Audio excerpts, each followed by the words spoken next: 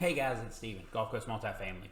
Wanted to make another video to talk a little bit further about that broker relationship. So when you're an investor looking for properties, one of the two ways to find more deals is with broker relationships, reaching out to the people that do multifamily exclusively and making sure you're on their list, making sure you communicate with them, making sure you're staying top of mind for those brokers, because that's going to increase your chances at seeing the most properties for sale.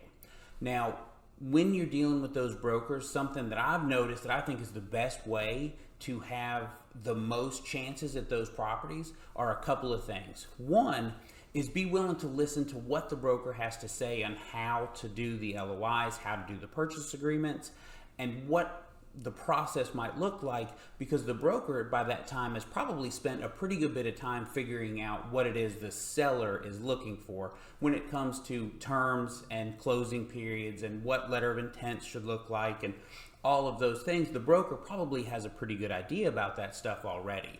So if you listen to some of that stuff and really try to follow those guidelines, it's going to be your best chance to get that seller's attention when it comes time to make that offer.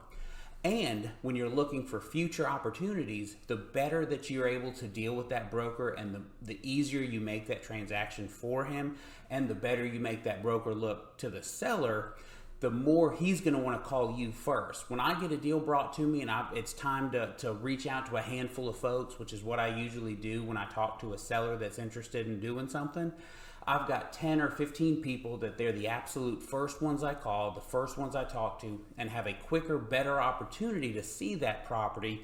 And the reason for that is they're easy to deal with. They try to make me look good to the seller, just make transactions easier in general. And that's going to be really important to the brokers that you should reach out to and talk to looking for multifamily apartments for sale. Hopefully you got something out of this video. If you've got any questions about multifamily on the Gulf Coast or anywhere else, I'd love to hear from you. Hope you have a great rest of your day, and talk soon.